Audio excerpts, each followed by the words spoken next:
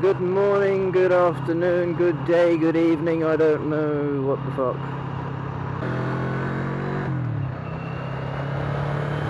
Wellingborough, A509. I've got no idea where I'm going, by the way. I'm just following signs, and the one thing I hate doing is following signs.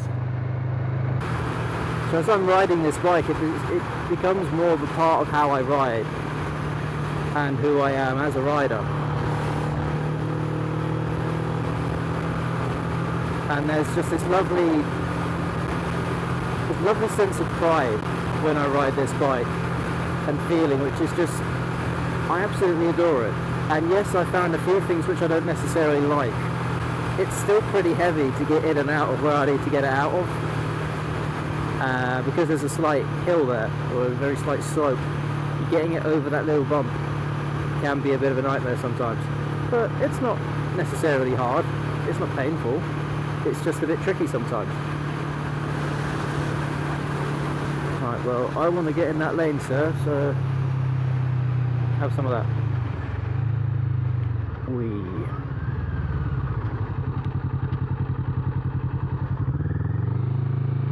A509. This way.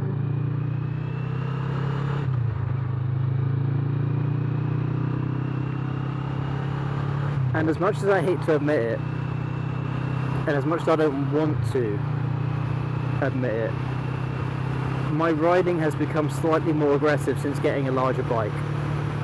And I don't mean that in the sense of like waving at people, telling them to, you know, F this or you so and so. It's more of a impatience of just wanting to get past someone. And it annoys the crap out of me.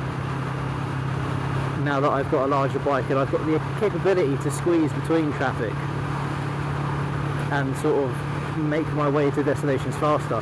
If I'm stuck behind someone doing, you know, 30-40 mile an hour on a 70, you know, it riles me up slightly, not to the point where I want to aggressively overtake them, but enough just to say, right, well, I need to get past you, I want to get past you, I'm going to do it when there's a gap available. And when it's safe, of course. Safety first. So the main issue which I have with this bike, which some other people might notice as well, because of how and where I need to get my bike stored, sometimes I actually have to push it around a vehicle or parked vehicles of sorts. And my posture while off the bike, pushing it, manoeuvring it that way, isn't necessarily great. So this is probably mainly just something to do with me, but the back of my leg catches the passenger pegs and that hurts. You know, I've had it once or twice in the shin and that was, you know, actually my fault. But catching the back of your leg, you know, just on the muscular part, not even a painful part, you almost get like that sort of pinch sensation, and it's just, oh, that's not comfortable. Down to 50 mile an hour we go, oh boy. So I went out for a random ride last weekend in the hope of actually making a video. Unfortunately, the GoPro died near or just inside of Olney, which is the place where I'm going to now. And I kicked myself over and over because I'm pretty sure I had the GoPro on charge for quite a while. Unfortunately not enough. And while I'd done a couple of things that I wanted to do, I had the GoPro running all the time, so it was just taking up more space, taking up the, you know, the battery, and it just ran out of juice. And it happened to be when I just randomly came into contact with a very large group of motorcycle riders. Now I had no idea what was going on, and when I actually got there, I asked someone, what is this? Because I am confused. There's just loads of motorcycles everywhere, people are getting off their bikes, directing traffic, stopping traffic on roundabouts, which I thought was mad. And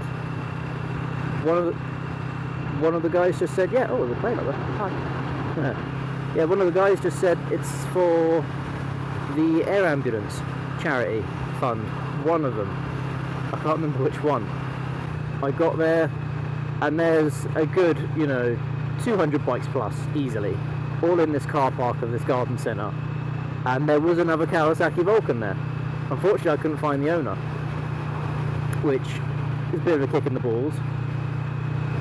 But yeah, the GoPro just ran out of power, and I lost out on all of that content. And going up this road here was just me getting overtaken by bike.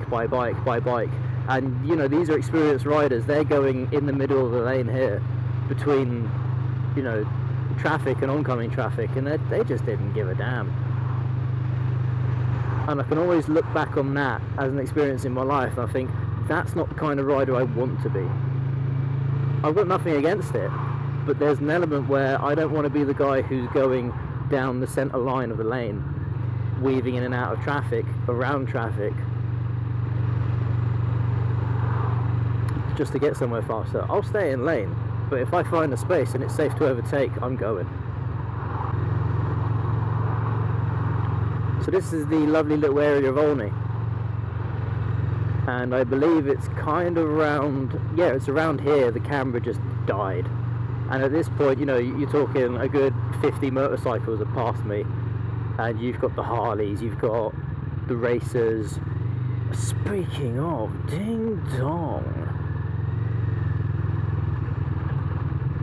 I'm not a car person, but if I was to have a car and if I had the money, Lamborghini, any day. Don't care. Aston Martin? Nope, don't care. Lamborghini. Lovely car. Whee.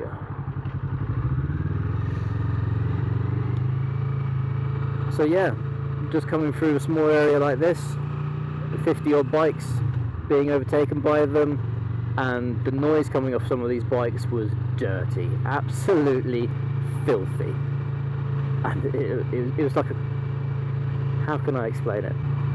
I can't even attempt to describe how beautiful that sounded.